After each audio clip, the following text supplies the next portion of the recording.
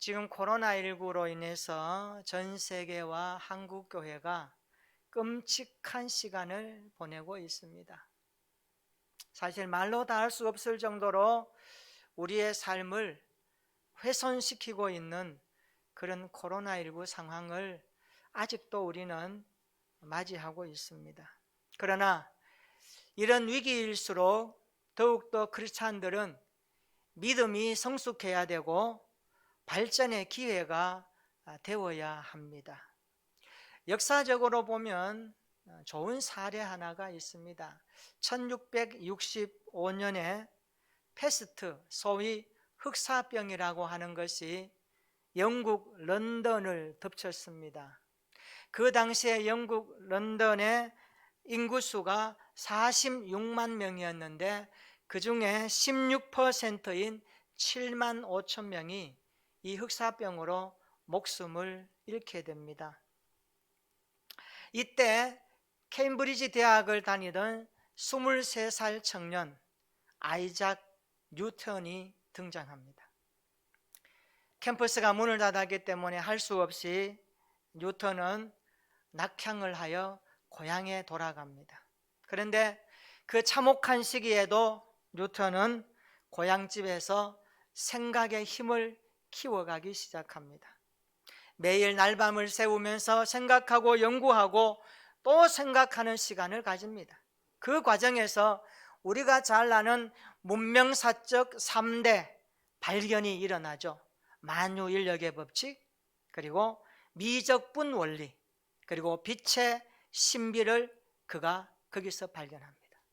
지금도 이것은 우리 생활에 그대로 나타나는 놀라운 업적이었습니다. 그래서 과학계에서는 이 시기를 가리켜서 아누스 미라빌리스, 기적의 해라고 그렇게 부릅니다. 패스트가 런던을 덮쳤을 때 그 암울한 시대에 기적의 해를 만들어내었던 과학계의 이 내용을 오늘 우리가 주목할 필요가 있습니다. 오늘도 마찬가지입니다. 끔찍한 상황이지만 그러나 위기가 오히려 기회가 된다는 것을 알고 소망의 그루터기로 삼을 수 있는 저와 여러분들의 일상이 되기를 기도합니다. 다윗도 위기가 많았습니다. 우리가 다윗이라는 인물을 좋아하지요. 그가 썼던 시편을 읽으면서 다윗이 어떤 삶을 살았는지 많이 배웁니다. 다윗의 일생을 살펴보면 그에게도 적지 않은 위기가 많았습니다. 사울이 다윗을 향해 창을 던졌습니다. 그것도 한 번이 아니라 3번이나 창을 던졌는데 다윗이 피했습니다. 정말 위기 가운데 있었습니다. 사울이 다윗에게 블레셋 사람 표피 100명을 가지고 오면 내 사위 삼겠다라고 그렇게 제의할 때에 다윗이 그것을 만들기 위해서 블레셋 적진에 들어가서 싸웁니다. 이것은 뭘 말합니까? 거기에 들어가서 죽어라는 것과 똑같은 겁니다. 다윗 일행이 제사장의 떡을 먹은 후에 사울이 제사장들을 죽이는 사건은 다윗에게 엄청난 두려움으로 다가왔습니다. 적국 가드 왕에게 다윗이 피신합니다. 왜 피신합니까? 쫓기는 신세이기 때문에 피신합니다.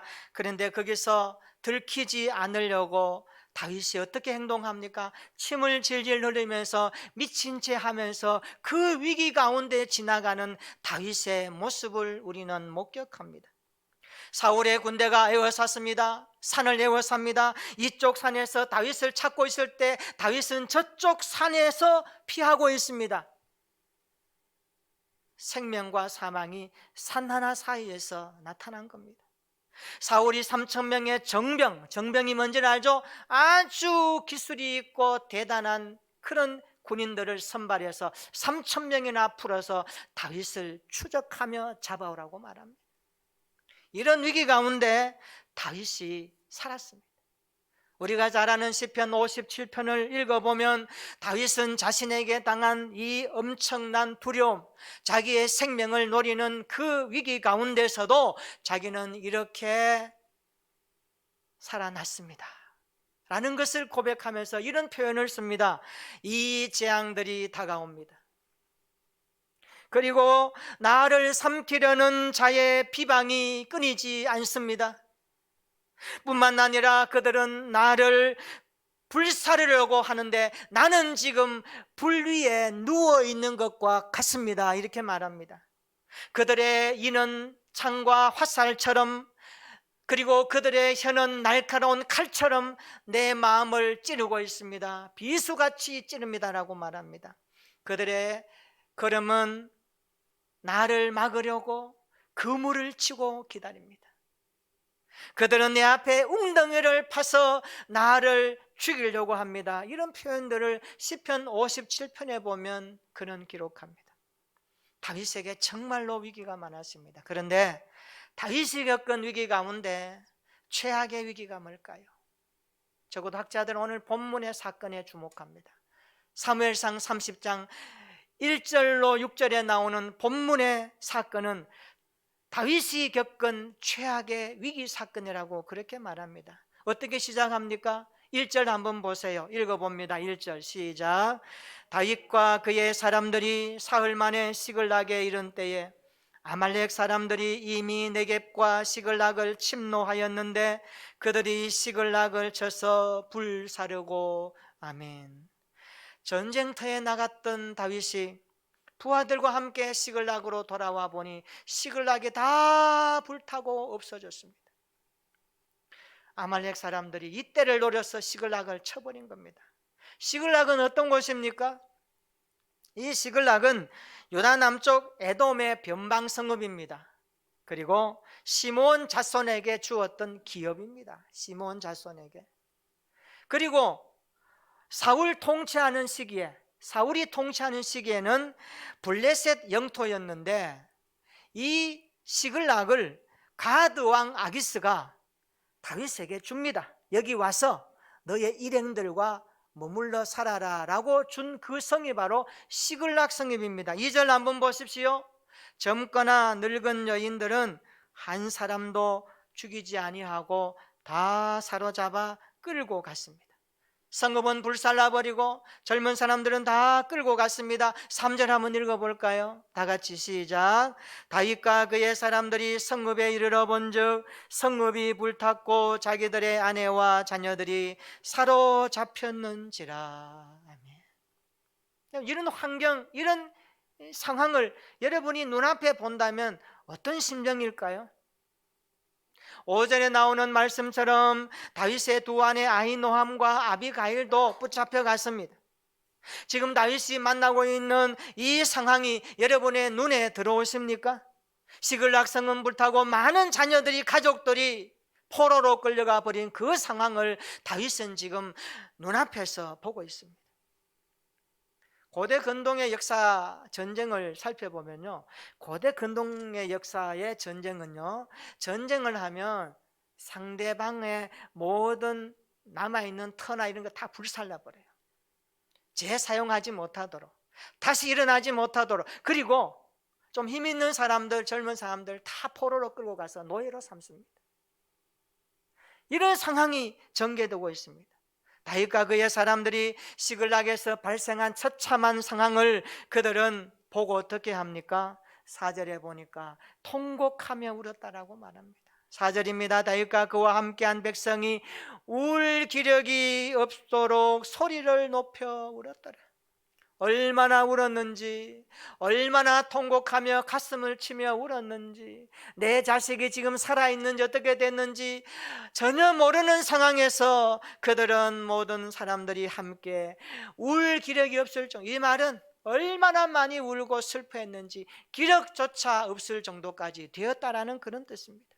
다윗과 그의 사람들은 가족이 머물러 있던 이 성이 불탔고 가족들이 다 생포되어 끌려간 위기 상황에서 충격을 받고 통곡하며 울었다라는 말씀입니다. 이제는 울 기력조차 없어서 소리 높여 울었다는 말에서 우리는 가슴에 메어짐을 느낄 수가 있습니다. 처참하고 가슴 찢어지는 아픔에 얼마나 울었던지 그들의 기력조차 남아있지 않습니다. 6절을 보시니까 더 심각해요. 이제는 마음이 조금 더 정리되고 보니까 사람들이 다윗을 향하여 돌을 들어 치려고 합니다.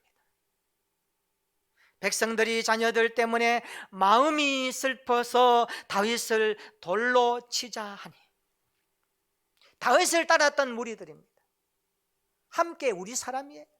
그런데 그들이 마음이 슬퍼서 다윗을 돌로 치려고 합니다. 여기 마음이 슬펐다는 것은 뭡니까? 감정의 반응입니다. 사람이 마음이 슬프고 감정이 일어나면 그 감정을 막 돌출하는 사람이 있어요. 그 감정의 마음을 다스리지 못하고. 그래서 성경은 마음의 감정을 잘 다스리는 것이 위대한 성을 빼앗는 것보다 낫다 그래요. 지금 이 사람들은 다윗을 따르는 사람들이었고 그들의 감정을 절제하지 못하고 있다는 것을 알 수가 있습니다. 그들의 슬픈 감정이 행동으로 나타나고 있습니다. 한번 생각해 봅시다. 다윗이 무엇을 잘못했습니까? 다윗이 시글락성이 불탈 때에 적들과 내통했습니까? 이 시글락성을 팔아먹었습니까? 결코 그렇게 하지 않았습니다.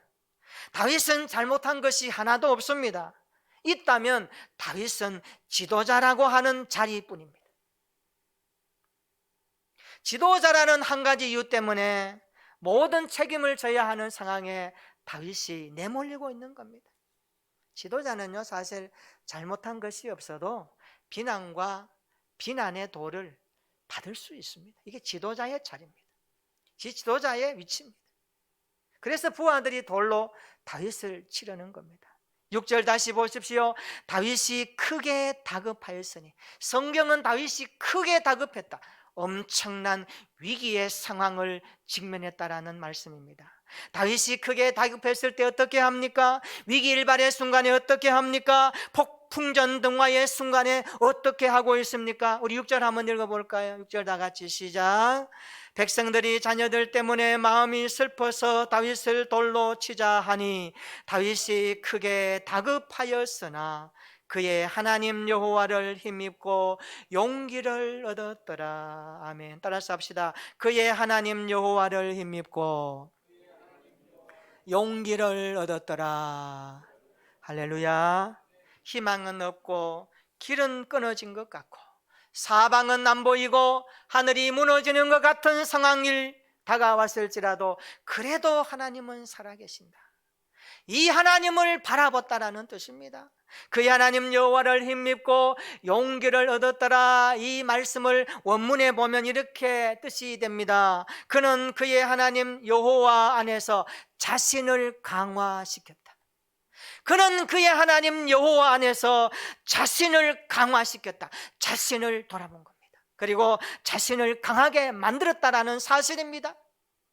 우리가 위기를 만났을 때에 어떻게 해야 할까요? 오늘 설교 제목입니다. 당신이 위기를 만났을 때. 우리가 오늘 위기를 만나고 살아갑니다. 이런 위기를 상황을 만났을 때에 크리스찬들은 어떻게 대처하고 어떻게 반응해야 될까요? 오늘 본문에서 적어도 두 가지의 말씀을 우리는 들어야 합니다. 첫째로 위기를 만났을 때 따라서 합시다. 하나님을 절대 신뢰하라. 하나님을 절대 신뢰하라. 할렐루야. 위기 앞에서도 하나님을 절대 신뢰할 수 있기를 축원합니다. 위기를 만났을 때 그리스도 예수 안에서 하나님을 신뢰하십시오. 죽은 자도 살릴 수 없는 곳도 있게 하시는 하나님의 능력을 절대 신뢰하십시오. 이 위기 상황 가운데서도 살아계시는 하나님의 은혜를 신뢰하십시오. 그 하나님을 절대 신뢰할 때에 위기는 극복할 수 있는 출발점이 되는 것입니다. 다윗에게 하나님은 어떤 하나님이십니까? 다윗의 하나님은 어떤 하나님으로 경험되었고 다윗은 그 하나님을 어떤 하나님으로 이해하고 믿었습니까? 목동 다윗에게 하나님은 사자의 발톱과 곰의 발톱에서 건져주셨습니다. 물맷돌로 거인 골리앗의 이마를 능중시켜 쓰러뜨리게 하신 분이 하나님이십니다. 사울왕이 던진 3번의 창을 피할 수 있도록 하나님이 다윗을 붙들어 주신 분이십니다. 다윗의 하나님은 다윗을 생명사계로 보호하시고 지켜주신 하나님이십니다. 다윗을 기가 막힐 웅덩이와 수렁에서 건져내신 분이 다윗의 하나님이십니다. 그렇습니다. 다윗의 하나님은 오늘 내가 믿는 하나님과 동일한 줄로 믿습니다. 다윗이 절대 신뢰했던 하나님은 오늘 나의 하나님이심을 믿으시기를 축원합니다. 이 하나님을 절대적으로 신뢰할 수 있기를 축원합니다. 코로나19 상황 가운데서도 하나님을 향한 믿음의 신뢰의 끈을 놓지 마시기를 축원합니다. 이것이 위기를 만났을 때에 그리스도인들이 해야 될 신앙의 첫 번째 출발입니다. 우리가 위기를 만났을 때 하나님을 절대 신뢰하며 살아갈 수 있기를 예수님의 이름으로 축원합니다.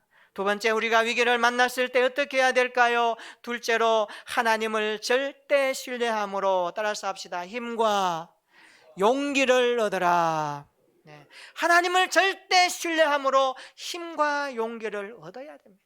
우리 힘은 미약합니다. 우리가 용기를 낸다 하지만 오래가지 못합니다. 그래서 6절 다시 보십시오. 다윗은 하나님을 절대 신뢰함으로 힘과 용기를 얻었더라 말씀합니다. 힘의 원천이 여호와께 있음을 다윗은 알았습니다. 그래서 그 하나님을 절대적으로 신뢰함으로 말미암아 힘과 용기가 생겼던 것입니다. 우리도 위기 앞에서 하나님을 절대 신뢰할 때에 힘과 용기가 생길 줄로 믿습니다. 하나님으로부터 새 힘과 용기, 지혜를 얻어서 이 위기를 극복해야 될 줄로 믿습니다. 그래서 시편 18편을 읽어보면 다윗은 이렇게 고백합니다. 시편 18편 1절입니다. 나의 하나님이신 여호와여, 나의 힘이신 여호와여, 내가 주를 사랑하나이다. 나의 힘이신 여호와여, 내가 주를 사랑하나이다. 다윗은 시편 18편 1절 후반절에 말합니다. 나의 힘이신 여호와여, 내가 주를 사랑하나이다. 그러면서 29절에 이렇게 고백을 합니다. 29절에 내가 주를 노래하고 적군을 향해 달리며 내 하나님을 의지하고, 따라서 합시다. 담을 뛰어넘나이다. 네. 다윗이 담을 뛰어넘었던 비결이 뭡니까? 하나님을 의지함으로, 내 하나님을 의지함으로. 내 눈에는 높은 담이지만, 내 인생의 눈으로 보기에는 높은 문제의 담이지만 그것을 훌쩍 뛰어넘게 하시는 하나님의 능력을 그는 체험했습니다. 아니, 다윗을 뛰어넘도록 그 손을 붙드시고 그 발을 지키시며 그에게 힘과 용기를 주셔서 번쩍 들어 그 담을 뛰어넘게 하신 하나님이신 줄로 믿습니다. 우리가 이 하나님을 체험하며 살아가는 하루하루가 되었으면 좋겠습니다. 위기 가운데서도 절망하지 마십시오. 위기가 소망의 그루터기가 되도록 만드십시오. 그것은 주님을 절대 신뢰하고 주님으로부터 주시는 힘과 능력으로 살 때 가능한 것입니다. 다윗은 하나님의 능력으로 새 힘을 얻었고 담을 뛰어넘었습니다. 오늘 우리에게 인생의 문제 담이 무엇입니까? 고민의 담이 무엇입니까? 우리를 옥죄하고 우리의 삶을 어렵게 하는 문제가 어디에 있습니까? 여러분, 문제보다 크신 하나님께 집중하며 하나님을 의지함으로, 하나님을 신뢰함으로 주님이 주시는 힘과 능력을 힘입어 그 문제를 뛰어넘는 저와 여러분들의 신앙이 되었으면 좋겠습니다. 문제 속에 갇히지 마시고 문제를 뛰어넘게 하시는 하나님의 능력에 초점을 맞추어 우리의 믿음의 시각을 주님께 둘 수 있는 날마다의 삶이 되시기를 축원합니다. 위기 앞에서도 하나님을 향하여 믿음의 시선을 가지시기를 축복합니다. 이것이 성도에게 주신 하나님의 은혜입니다. 그래서 우리는 하나님께서 다윗에게 허락하셨던 이 힘과 용기를 우리도 받아야 하는 것입니다. 다윗은 여호와를 힘입고 용기를 얻어서 적진을 뚫고 위기를 극복합니다. 사무엘상 30장 7절부터 20절까지 보면 다윗은 아말렉 족속을 향하여 추격합니다. 그리고 그들을 다 진멸해버리고 포로로 잡혀간 사람들을 다 데리고 옵니다. 얼마나 놀라운 일입니까? 그리고 21절부터 30절까지 보면 노획한 그 노획물들을 많은 백성들에게 함께 나누어 줍니다. 이것이 다윗의 지도력이었고 그의 영향력이었습니다. 오늘 우리도 이런 삶이 필요하지 않겠습니까? 위기 앞에서 하나님을 절대 신뢰하고 하나님이 주시는 힘과 능력에 용기를 얻어서 우리 인생의 문제를 뛰어넘고 우리의 삶의 어려움을 극복해 하시는 전지전능하신 하나님을 깊이 체험함으로 코로나 상황 가운데서도 요동되지 아니하는 믿음의 신실한 신앙의 길을 걸어갈 수 있기를 축원합니다. 연세대학교 철학과 김영철 교수의 저서 가운데 꿀벌은 꿀을 절대 혼자 먹지 않는다라는 책이 있습니다. 이 책에 보면 닭과 꿀벌 이야기가 나옵니다. 닭을 키우는 농가에 어느 날 새벽도 되기 전인데 닭들이 울면서 난리법석을 지릅니다. 놀란 이 농장주가 주인이 닭장으로 가봅니다. 가봤더니만 무려 600마리나 되는 닭이 다 죽어 없어졌습니다. 죽어버린 거예요. 무슨 일인가 원인을 찾았습니다. 저 닭장 구석에 닭의 천적이라고 할 수 있는 수리부엉이 한 마리가 닭 한 마리를 낚아채어서 뜯어먹고 있는 겁니다. 그 상황 가운데 일이 일어난 겁니다. 그래서 닭 600마리가 다 죽어버렸습니다. 수리부엉이는 닭 한 마리를 잡아서 낚아챘는데 이 닭들이 수리부엉이가 나타나자 서로 자기만 살겠다고 그 출입구를 향하여서 머리를 디밀 가다가 압사당해서 600마리가 다 죽어버린 거예요. 자기만 살겠다는 이기적 집단의 최후라고 이 교수는 말합니다. 반면에 꿀벌은 꿀을 절대 혼자 먹지 않는다라고 말합니다. 꿀벌 한 마리가 꿀을 따라 여기저기 다니죠. 굉장히 많은 거리를 다닌다고 합니다. 우리가 꿀을 먹을 때 이것은 꿀벌이 얼마만큼의 노력의 대가인지를 사실 좀 알아야 되겠죠. 꿀벌 한 마리가 꿀을 따라갔는데 꿀이 있는 산을 발견했어요. 꿀이 있는 꽃을 발견했어요. 그러면 자기 꿀벌 집에 돌아와서 어떻게 하냐 하면 춤을 춘답니다. 이게 소통이에요. 춤을 추면 그 꿀벌이 하는 그 춤을 보면서 꿀은 어디에 얼마만큼 있는지를 가르쳐주는 것을 듣는다 그래요. 참 하나님께서 이 미물의 곤충 세계에도 이런 소통을 주셨어요. 그러면 그 춤을 추는 그 꿀벌이 말하는 것을 듣고 몇 마리의 벌을 보내야 될지를 안에서 결정을 한대요. 그리고 그 꿀을 따라간대요. 또 꿀을 따오면은 그 꿀을 저장해서 우리에게 주는 겁니다. 그것이 바로 꿀벌의 협력을 통한 꿀벌 모음입니다. 그런데 이 꿀벌 집에 꿀벌의 천적이라고 할 수 있는 말벌이 침입하면 어떻게 될까요? 여러분 어떻게 될까요? 말벌은 꿀벌보다 몸집이 5, 6배나 더 큽니다. 말벌이 침입하면 꿀벌들이 하는 행동이 있습니다. 꿀벌들이 말벌 주위를 빙 에워싼대요. 꼭 에워싸요. 에워싸면서 열심히 날개질을 한답니다. 왜냐하면 말벌은 열에 약하다는 것을 꿀벌이 알기 때문에 45도가 올라가면 말벌은 죽는데요. 그것을 알기 때문에 이 꿀벌들은 말벌 주위로 빙 둘러서서 포위망을 형성하고 계속해서 날개질을 합니다.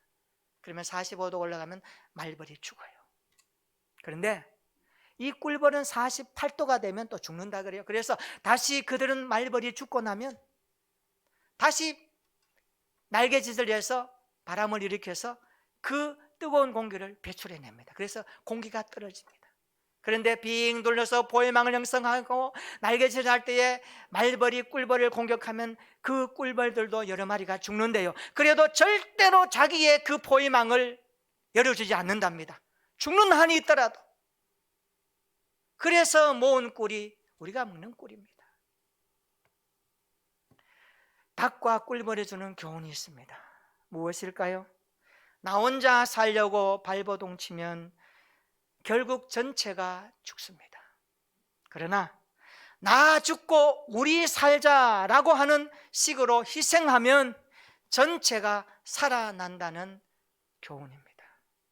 우리는 하나님 나라 관점에서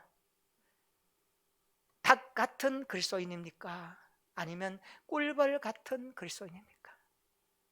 교회는 예수님의 핏값으로 구원받은 생명 공동체입니다. 저는 우리 교회가 치킨 처치가 아니라 허니비 처치가 되었으면 좋겠습니다. 정말 우리 교회가 사랑으로 함께 연합하고 희생하고 섬기며 기도의 줄을 연결해서 이 코로나 상황 가운데서도 믿음이 뚫리지 아니하고 하나님의 나라 그때를 향하여서 전진하고 인내하며 우리의 믿음의 자리를 지켜서 하나님께서 원하시는 그날의 소망까지 달려가는 믿음의 신실한 공동체가 다 되시기를 주님의 이름으로 축원합니다. 어려운 일이 있어도 낙심하지 마시고 하나님 아버지를 절대 신뢰하고 그분으로 인하여서 힘입어서 용기를 가지고 하나님이 우리에게 주신 믿음의 걸음을 잘 걸어갈 수 있는 주의 백성들 되기를 축원합니다. 오늘 주님의 교회는 하늘 문을 열어놓고 하늘의 지혜로 살아가는 독특한 공동체입니다. 이것은 지금 사방이 코로나로 인하여 꽉 막힌 것 같지만 하늘로부터 오는 지혜를 가지고 새로운 길을 열어가는 소망의 공동체를 의미하기도 합니다. 위기 앞에서도 하나님을 절대 신뢰할 수 있기를 축원합니다.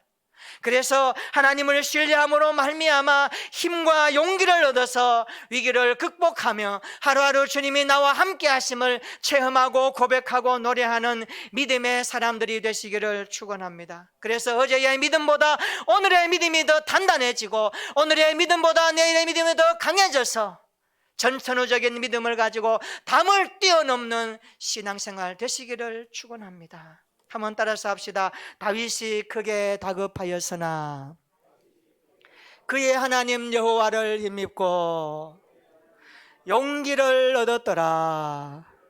이 말씀으로 살아내는 한 주간이 되시기를 주님의 이름으로 축원합니다. 기도하겠습니다. 우리 코로나19가